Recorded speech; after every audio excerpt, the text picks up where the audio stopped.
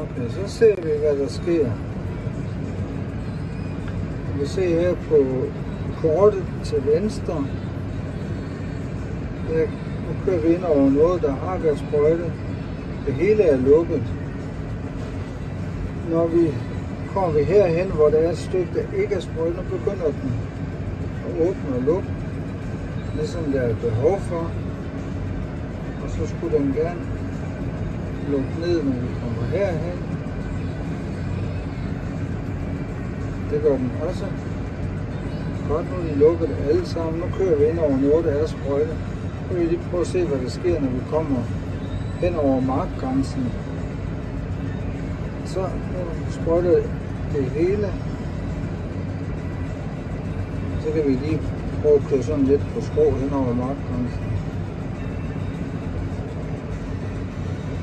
Kom, så begynder de at lukke.